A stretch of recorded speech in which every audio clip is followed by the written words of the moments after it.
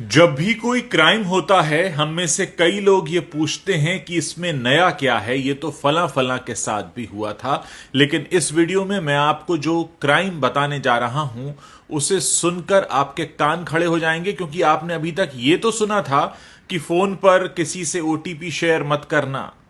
लेकिन ये जो अपराध अब हो रहा है, खासकर राजधानी दिल्ली में हुआ है एक शख्स के साथ, और उनके अकाउंट से करीब करीब 50 लाख रुपए चले गए। जानते हैं उनकी गलती क्या थी? उनकी गलती सिर्फ वो थी जो आप भी शायद रोजाना करते होंगे। उन्हें एक नंबर से कॉल आया, उन्होंने वो कॉल उठा लिया, वहां से कोई आवाज नहीं आई, इधर से ये हेलो हेलो कर रहे थे और चंद सेकंड के अंदर उनके अकाउंट से 50 लाख रुपया चला गया।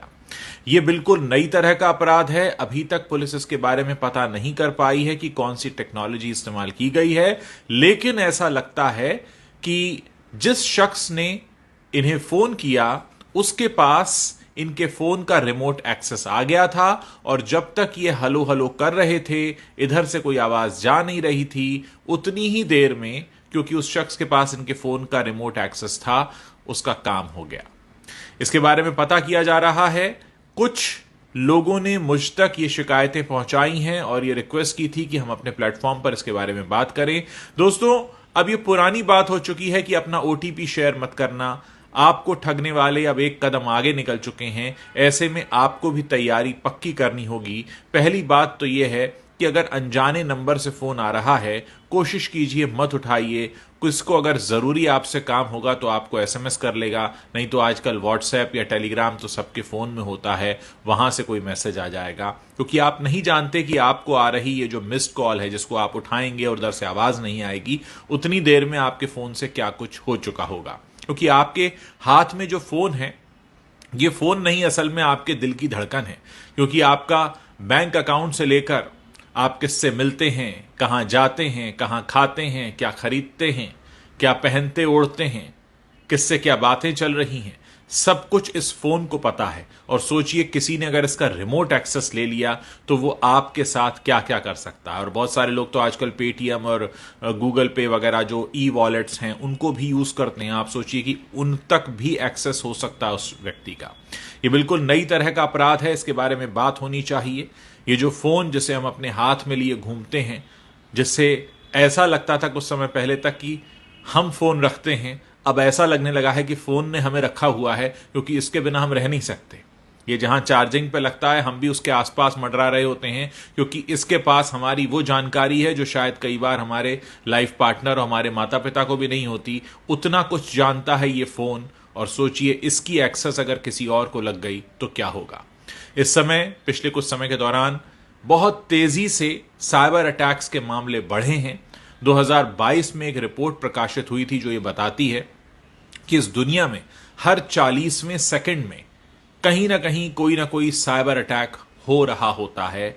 और इनमें से 94% साइबर अटैक्स ऐसे हैं जो ईमेल के जरिए होते हैं।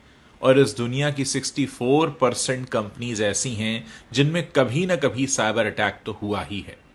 पिछले दिनों राजधानी दिल्ली के एम्स हॉस्पिटल के सर्वर पर भी अटैक हुआ था, जहां से बहुत सारे वीवीआईपीस का डेटा चोरी हो गया था, जिसकी तादाद करीब 4 करोड़ के आसपास बताई जाती है। यानी इस तरह के अटैक्स जो हो रहे हैं वो कहीं ना कहीं हमें अंदर से खोखला कर रहे हैं। हमें उनके लिए तैयार भी होना होगा। हमारी जो सुरक्षा और जांच एजेंसीज हैं उनको खुद भी स्मार्ट बनना होगा, उनसे ज्यादा स्मार्ट जो कि किसी गांव या कहीं पर बैठकर इस क्राइम को करते हैं। नेटफ्लिक्स पर जामतारा हमने देखा था, उस वक्त हमको पता चला कि किस तरह से इस तरह के अपराध को अंजाम दिया जाता है। ऐसे में जरूरत इस बात की है कि इसके बारे में बात हो, क्योंकि जब तक बात नहीं होगी, हम सचेत नहीं होंगे। इस वीडियो को ज्यादा से ज्यादा लोगों तक पहुंचाइए, उनको बताइए कि आपके फोन पर आ रही मिस कॉल भी आपका खाता खाली कर सकती है। इसलिए बहुत जरूरी है कि आप सचेत रहें, और अगर आपके साथ कुछ भी ऐसा होता है तुरंत पुलिस को सूचित करें, क्योंकि आपकी जो गाढ़ी कमाई इस समय बैंक में है, जिसका एक्सेस आपके फोन से होता है, कहीं ऐसा ना हो कि आपको कोई मिस कॉल देकर आपकी वो सारी कमाई चुरा ले। ऐसा हुआ है, राजधानी दिल्ली में हुआ है। सिर्फ 2 दिन पुरानी घटना है। यानी जब एक शख्स को 50 लाख रुपए चुराने में कामयाबी मिल गई हो, और उसका पता लगाना तो दूर लोग उसकी अभी टेक्नोलॉजी ही ना पता कर पा रहे हों, इसका मतलब यह है कि हम सब खतरे के निशाने पर हैं। यानी हमारे आपके फ़ोन पर भी वो नंबर घनघना सकता है, और अगर वो घनघनाया और हमने उठाया और उतनी देर हमने हलो हलो बोला और उतनी देर में हो गया हमारा अकाउंट खाली, तो फिर सोचिए आप कहाँ जाएंगे। पुलिस एक कोशिश कर सकती है, लेकिन तब तक आपकी गाढ़ी कमाई जा चुकी होगी। इसलिए सचेत रहिए, इस वीडियो के बारे में बात करिए, लोगों को बताइए। अभी तो हमें पहला काम यह करना है कि लोगों को बताना है ऐसा हो रहा है। बहुत सारे लोग इस बात को नहीं जानते हैं, और मेरा जो प्लेटफॉर्म है इसका इस्तेमाल मैं इसलिए करना चाहता हूं ताकि ज्यादा से ज्यादा लोगों तक ये बात पहुंचाऊं। इस वीडियो को शेयर कीजिए, लोगों को बताइए कि ऐसा भी हो रहा है। अब वो ओटीपी शेयर मत करना वाली बातें हो चुकी हैं पुरानी, अब सब समझदार हो चुके हैं। इसलिए इस तरह का गुनाह और अपराध करने वालों ने नया तरीका निकाल लिया है। इस नए तरीके से फिलहाल बचने का उपाय जो मुझे समझ में आता है वो यही है।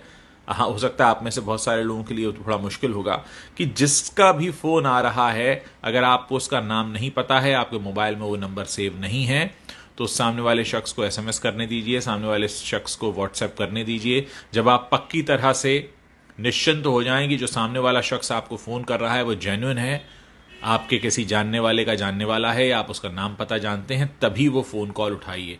क्योंकि अगर आपके साथ ऐसा होता है तो निश्चित तौर पर ये एक ऐसी बात होगी कि पता तो था और फिर भी गलती हो गई। दिल्ली में जिनके साथ हुआ उन्हें तो पता ही नहीं था, उनके साथ ये पहला अभी तक का अपराध हुआ है जिन्होंने पुलिस को सूचित भी किया है, और पुलिस ने एक स्पेशल टीम बनाई है जो उसकी जांच कर रही है। लेकिन अगर किसी एक शख्स के साथ अपराध हो जाए तो हमारी जिम्मेदारी ये बन जाती है कि हम बाकियों को सूचित कर दें ताकि बाकी इस मुसीबत से बच सकें। समाचार जो प्लेटफॉर्म्स होते हैं, या मेरा भी सोशल मीडिया प्लेटफॉर्म है, उनका काम सबसे पहला यही होता है कि लोगों को चेतावनी देना, बताना कुछ नया हो रहा है, आप उससे कैसे बच सकते हैं। जब जानकारी ही नहीं होगी तो बचाव कैसे होगा। पहला स्टेप हम ले चुके हैं, जानकारी ले चुके हैं, अब जानकारी को फैलाना है, लोगों को बताना है ताकि ज्यादा से ज्यादा लोगों को हम सुरक्षित कर पाएं।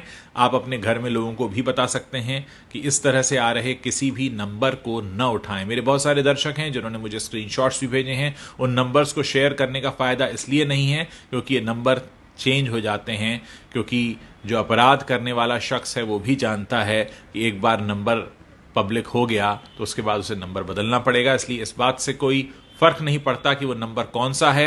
अगर आपके फोन में वो सेव नहीं है और आपको कुछ गड़बड़ लगता है तो मत उठाइए, सामने वाले को एसएमएस भेजने दीजिए, अपना नाम पता बताने दीजिए। जब आप पूरी तरह से आश्वस्त हो जाएंगे कि आप उसे जानते हैं और वो कोई चोर चक्का नहीं है, वो आपके साथ कुछ गलत नहीं कर सकता है, तभी आप उसके फोन को उठाएं और उठाकर उससे बात करें। उम्मीद है बात आपको समझ में आई होगी और आप जल्दी से जल्दी और ज्यादा से ज्यादा संख्या में इस वीडियो को शेयर करेंगे, ज्यादा से ज्यादा लोगों तक पहुंचाएंगे ताकि हम सबको बचा सकें।